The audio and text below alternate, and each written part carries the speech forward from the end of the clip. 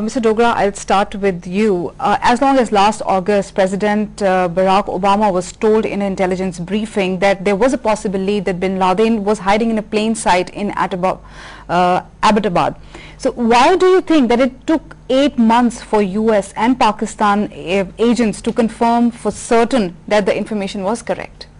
Leads were there, leads were already there. In fact, US diplomats, even Madam Hillary has been making statements that Pakistanis are in the know of it where Osama bin Laden is. Leads were there. The point is this: it is a extremely well conducted operation, extremely well conducted, and very safe operation they have conducted. No civilian casualty. Pakistanis were. But I think, Mr. Dogra, they lost a helicopter. Yes. That was the crash. I don't know whether they lost or it was a deliberate attempt to land on the ceiling itself. Okay. Maybe is yet to be sort of it may not be a crash. It may be a deliberate attempt. The point is the operation had to be conducted by USA with Pakistan, ISI and everybody else not giving any kind of support, maybe lip service. And the operation has to be conducted in civilian areas very close by, so it takes a lot of time. But Mr. Dogra, we do not know. It's quite possible that it is a joint operation and Pakistan at this point of time wants to disown the operation to prevent a reprisal. I don't think it was a joint operation. I don't think. It was a pure and simple American troopers operation. You see, if you go back to Tora Bora, at that time the US says that ISI was instrumental in taking out Laden from there before the American forces. So they never wanted to repeat it again. Tora Bora. So that is where it is very important that this time they did not take ISI, and that is why that case of that CIA operative, because they were moving around, and that's why the Pakistani knew that they have some lead particular.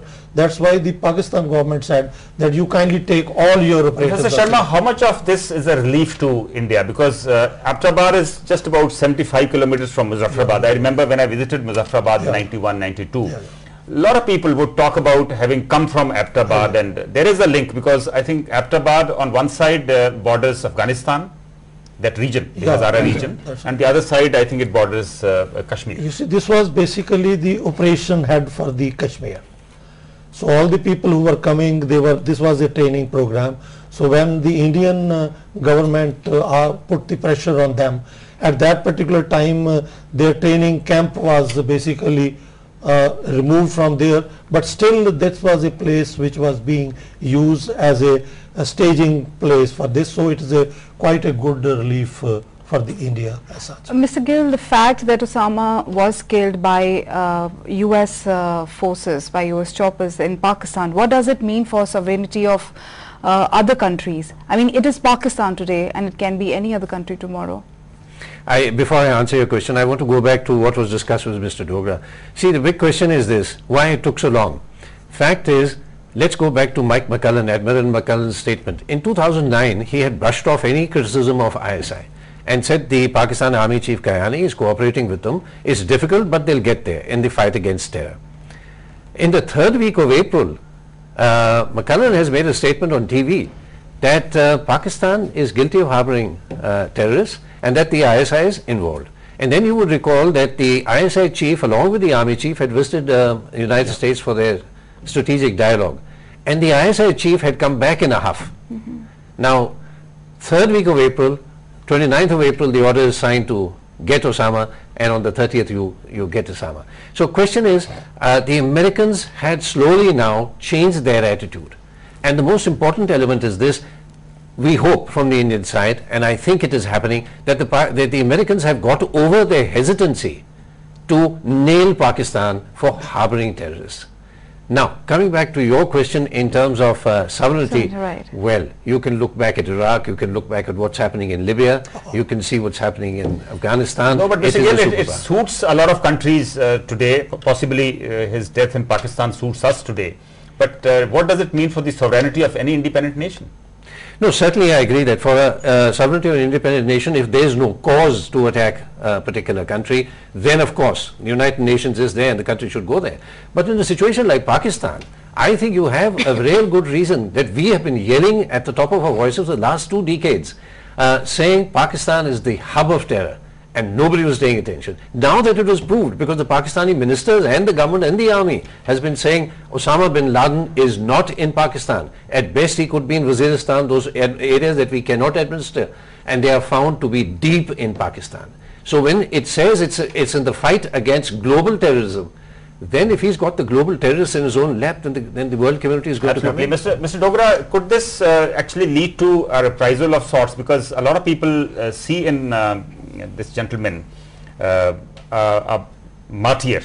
You know, while some people see him as a monster, a lot of people in the Muslim world see him as a martyr. He is a martyr for Muslim world. There is no denying the fact. In Pakistan, he will be martyr. So this could actually, in many ways, worsen the situation. They are bound to be reprisals about on this. If I may intervene on this again, I read in a paper about 10 days ago, some of these jihadis making a statement that we have a pre-planned device in the US somewhere. Should Osama be harmed, we could activate this. One took it as bluster by these people, but you don't know. Sleeping cells. That's why the American president did warn of already attacks, USA has warned its people because they knew there are sleeper cells there, and to take care of that, I think they have to be. Professor Sharma, it has been assumed that Laden has been dead for 7 years now. Do you think that US and Britain could have been covering it up to continue war on terror? I mean, or does this rest, these rumors? This is problem is that USA was very clear about it, that Pakistan, that Osama bin Laden is basically a you could say a very important strategic asset for them to getting the grant to ensure, because their biggest problem is Afghanistan. So if Laden has been away, the situation in Afghanistan would have been little better from the American perspective. But does this allow the Americans to now pull out of Afghanistan? They've been wanting to pull out of Afghanistan for some years. I think this might be opportunity they will use, and in the process they will make the situation much worse. Reason is that there are no warlords there. Again, you see, the situation is becoming same. After Al-Qaeda came as guest, Osama bin Laden came as a guest of Taliban. So now they are warlords. They were dependent on Taliban. One should not think that Osama bin Laden has been killed and the situation is normal in Afghanistan. No, not at all. But Mr. Gill, with your experience, do you think this could help the President of the United States to be re-elected again? I certainly think so. This is a shot in the arm for him and for his operations in Afghanistan. And you can see the first results. People have spontaneously gathered outside the White House. People have gathered at ground zero. But what is important on the discussion... It's a big shot in the arm for the Democrats. No, let me be very clear. Libya is still there. You see, the problem is that all this gain could end up in a loss if the things worsen in Libya, if they worsen in Yemen. Because after Afghanistan, Yemen is the next headquarters of Al-Qaeda. So still the situation is very dicey. It's not a black and white situation, but they've got the situation in Yemen under control. And on Libya, they have put NATO up in the front. It's not predominantly a US operation for this particular reason. But we are concentrating on what's happening in Afghanistan, because what we need to discuss also is what is the opportunity for India? Because what was Pakistan doing all this time is to blackmail the Americans to say India must not have a role in Afghanistan. And so far we were using only our soft power, 1 billion of aid. Mr. Sharma, let me ask you, because you had actually covered terrorism for almost a decade now. So do you think that the terrorist attacks will be stepped up in retaliation? There could be some incidents immediately, but in the long run I think this is going to help control the situation, because I think the big symbol is no more now. The symbol of terror is no more. Word-wise, you say? Word-wise. That's right. I think not as far as India is concerned, it will not. Will not make a difference in your opinion? No. For India, the threat is from Lashkar-e-Taiba. Lashkar-e-Taiba is getting past Al-Qaeda. Mr. Gill, do you think in this case there was need for President Obama to himself make the announcement of bin Laden's death? Absolutely, yes. He's seeking a re-election. And this is deeply ingrained on the American mind. Osama bin Laden is a kind of a legend. And within the jihadists, he's become a legend that he challenged the United States. But by doing that, you're giving too much importance to a terrorist leader, isn't it? No, he's now finished. He's now become a martyr. As the Americans call it, or the Western world calls it, it's a closure on 9/11 killings. And so he's now appealing to the minds and hearts of the people. So the announcement of the closure had to come from the President of the United States. This is like Che Guevara. You see, same thing happened over there. For any kind of eventuality now. Since you're running out of time, Professor Sharma, Celine, you want to ask something? No, please. Professor Sharma, do you think we should now step up the pressure on Pakistan to bring the Mumbai attackers to book? Sure. I think this is the confirmation of what we have been saying since last 10-15 years. And America was not giving us the kind of the attention it should give. Now it is a concrete proof that whatever Indian, or maybe India has helped in this, maybe. Some of the leads which might have been given might be coming from India also, because Indian assets were also you giving a totally different dimension to the whole operation against bin Laden. I think it's a great opportunity for India. We can turn the whole thing on its head, provided we become a little more proactive.